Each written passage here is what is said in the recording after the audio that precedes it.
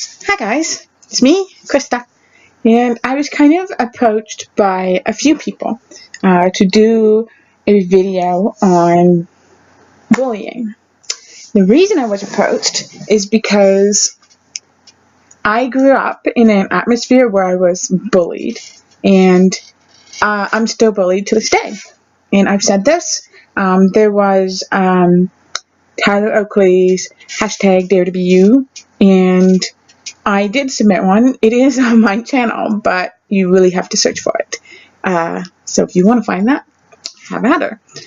But as you can see by the title of this video, it's called What It's Like to Be Bullied. A lot of people who make fun of other people or who just watch what's going on don't seem to understand what it's actually like to be the person who is, like, all the attention is on them and it's all negative attention. So one thing I do want to say is bullying doesn't just come from words. It doesn't just come from saying, hey, you're stupid. It comes in many different forms. So there's mental bullying, there's physical bullying, there's emotional bullying, and there's verbal bullying. I've been bullied all of those ways. When I was in elementary school, my speech was a lot worse than it is now. So I had a lisp. I left off endings. So like, say I was saying running, I would say running. Or if I was trying to say coat, I would say cope, because I couldn't hear any of the differences between the two. So they made fun of my speech. As you can tell, I'm not exactly a size 0. So, and I wasn't when I was a kid either. I was not skinny, like, ever. And when I was a kid, that was like one of the things that a lot of people would pick on me for. And so,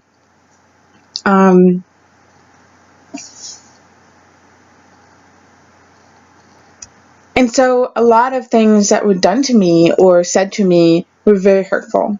Another thing is because for some reason I do have like excess hair on my arms, and that wasn't normal. Like when you're 10, you don't necessarily have hair on your arms.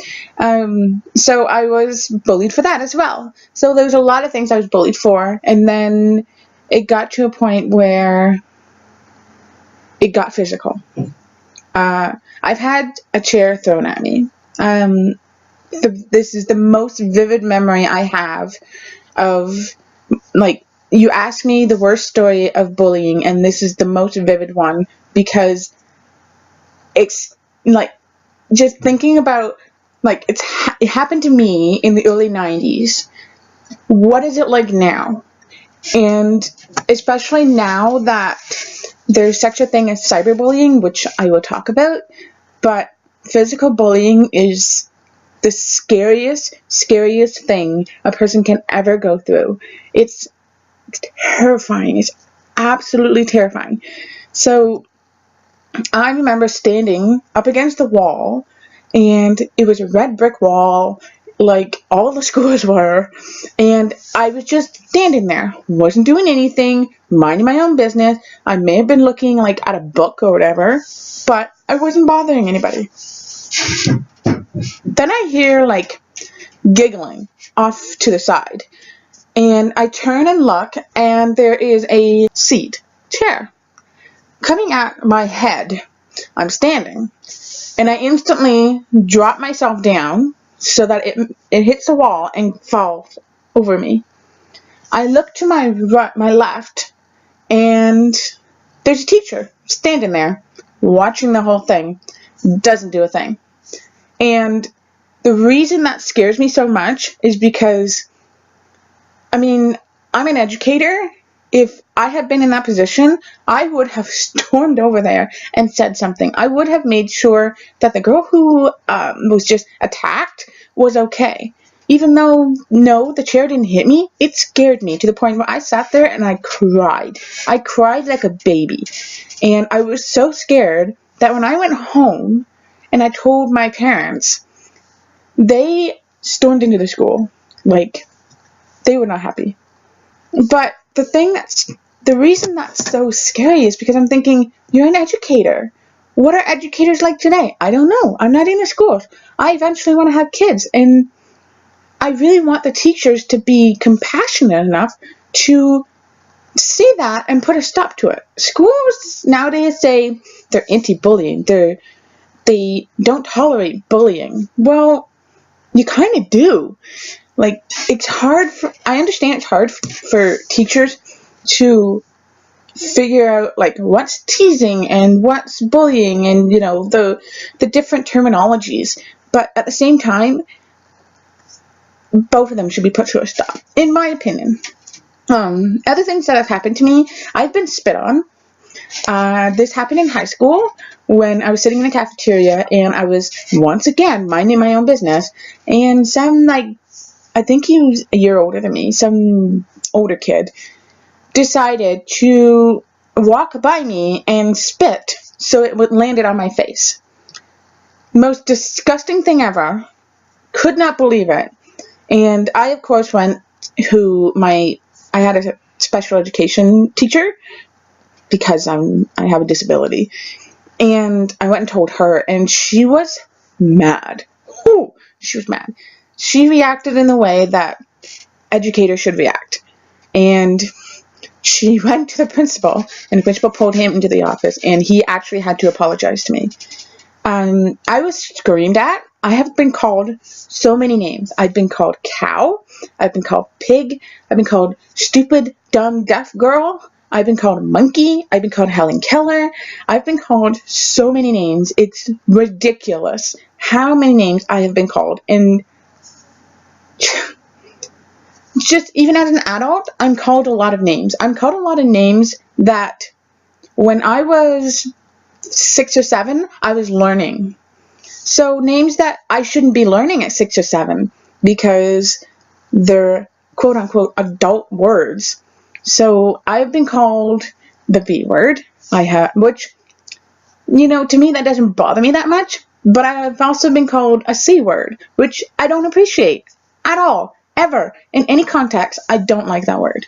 And all of my closest friends know this, and they never call me it. They may say it in a conversation, and I just kind of go, okay, that's just the way they are. They're not calling me one, but it's what you kids nowadays call triggers me, and it bothers me a lot. So anybody who's being bullied, the way that things work, and the way it worked with me as well, is my self-esteem bottomed out. My self-worth went completely downhill. I had depression, but I wasn't diagnosed until I was almost 20. I think I was 22. And my anger and my sadness, like, I was always angry. I was always sad. I was always scared. Like, I was scared to go to school. I was scared to go across the street and talk to a complete stranger, because what if they make fun of me? What if they, because of the bullying, I now have anxiety, I have depression, and because of my depression, because of the bullying, it all works hand in hand, because of that, I have attempted my life.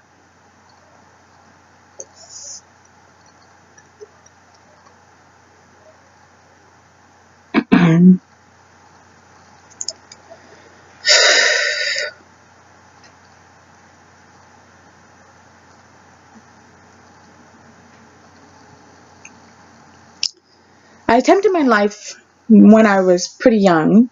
I was about 14 or 15, because I was with a guy who was really not controlling to a point, but he was really abusive. He was very emotionally and mentally abusive. And he would tell me that he cut my name into his arm, and then he would tell me it was my fault and I need to go and cut. So that started me on the road of self-harm. And from the time I was 14 until I was 16, I did that. And to be totally honest, no one really knew. No one still doesn't know. The only people who know this are like my very closest friends and my very closest family. So now the whole world, or however many subscribers I have, 50 people know. All the stories you hear about the crazy ex-girlfriend, that was me. I'm a little crazy. And so it got to a point where my depression just completely overwhelmed me, and I attempted my life, and I had a note written up. I was sitting on my bed crying, about to do it, when something inside me actually told me to stop. And I did. I went to my mom, I told her, and I got help. As someone who still struggles with anxiety, still struggles with depression, and still struggles with thoughts, it never goes away. But there's always hope. That's something that everybody should know. But when you're depressed, when you're anxious, you have, I call them blinders, where they blind you from seeing anything that is positive. The bullying sometimes never ends, even when you're a grown-up. I'm 28 years old. I'm still bullied to this day. I get bullied in public. I was on the city bus a few weeks ago, and I was getting off the bus when I hear behind me, very loud I might add, "Look out, wide load coming through." I turn, and I see this big, buff, like huge, university student with a big grin on his face, like he's so proud of himself. I just looked at him, and then I turned around and I walked off the bus. I could have hit him with my cane, but I didn't. Yes, I walk with a cane in the winter. Entirely another story. It's how you react in those situations what defines you as a person. Now, I'm not saying I'm perfect. I don't always react in a way that is good or a way that is not out of anger, because there are times where I'm just done. I don't want to deal with it anymore, and I snap. I'm a human being. It happens. Going to like cyberbullying, the reason I'm bringing this up is because I am cyberbullied. I'm cyberbullied quite often by kids who are younger than me. I'm 28 years old, and there's 13-year-olds who are calling me names, and I don't appreciate it, and it bothers me, but I'm dealing with it. One of the things with cyberbullying is people can hide behind a screen.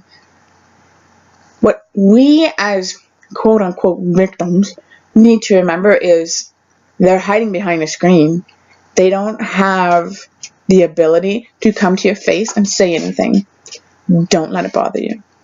It's really hard. Trust me, I know it's really hard, because you just want to lash out. You just want to, give them a taste of their medicine and basically be mean to them back. But it doesn't help. I learned the hard way. Back when the internet was still pretty new, I was cyberbullied when my former best friend and her new best friend got on ICQ. If you don't know what ICQ is, it's kind of like Skype or MSN, but you're going back even further. So I remember logging on, and these two girls were there, and they started on me, saying how ugly I am, how fat I am, and then came the worst line I've ever heard a person utter to me: "I will come and slit your throat." What? Who says this to another human being? Who has the wiring wrong to say that to somebody else, especially a teenager who is still growing, still learning about themselves? Why would you take that out on someone else? Here's why. Because they don't feel good about themselves. And the only way to make themselves feel better is to hurt somebody else. That's what we as victims have to remember. Because in reality, what they say to us isn't true. Yes, it may make us mad. And yes, we may react in a negative way. But it's up to us to react out of positivity. It is so hard to react out of positivity when you're in the moment, when you're mad, when you're hurt, when you're crying, when you're just ready to like smash a mirror. And I mean, it's human nature to focus on the negative. It's always easier to focus on the negative. When you think of memories, you think of the bad memories before you think of the good memories. Always. Guaranteed. I don't know the whole, like, biomedical parts of that. I just know it's true. I struggle so hard with this because I am I'm an extremely passionate and emotional person that I will react. And sometimes I don't react in the correct way. Sometimes I do. Sometimes I can kind of be like, okay, stop. Before you say anything, is this going to hurt you? Is this going to hurt them? Would you want them to say this to somebody you love, somebody you care about? But like I said, there are times where, yeah, I react. And sometimes me reacting is a good thing because it really kind of shakes it up, because a lot of people don't realize, yeah, I'm emotional, but I can get mad. And the people who are close to me know this because I am extremely passionate and I'm willing to get in people's face if I have to. That said, I'm trying my hardest to keep positivity within my home, within myself, within my marriage, and within my friendships. I'm trying so hard to keep that because I really, really, truly believe that that's so important to have as part of being a human. There are times where you have to say to yourself, I cannot have this person a part of my life anymore. I need to remove them. Whether that means blocking them on Skype, blocking them on Twitter, Facebook, YouTube, like blocking them, and ignoring them on Minecraft and all this, because your own mental health is more important to you. If people are making fun of you or bullying you, they don't care about your mental health, obviously. You have to take charge of your own mental health, your own health, period. Because no one else is going to. When you become 28 years old, no one's going to be like, oh, by the way, don't forget to go brush your teeth, or don't forget to go do your laundry. You have to do it yourself. And it's better to start as a teenager or a preteen than it is to start as an adult, because it's so hard to learn to stand on your own 2 feet when you're 22. It's really hard to do when you're by yourself and you're isolated, and it's so difficult to do. And to remove somebody from your life, it's sometimes really, really hard. I've had to remove close friends of mine because I couldn't take their toxicity anymore. I was like, I can't deal with you. I cannot deal with the way that you act, the way that you react, because it's affecting me, it's affecting my health. So I need to remove you. And it hurts so bad. I have spent countless nights crying because I've had to remove some really good friends of mine. I've had to block them. I've had to push them away. And it sucks. It sucks so much. But day by day, the sun seems brighter, the smiles come easier, and life goes on.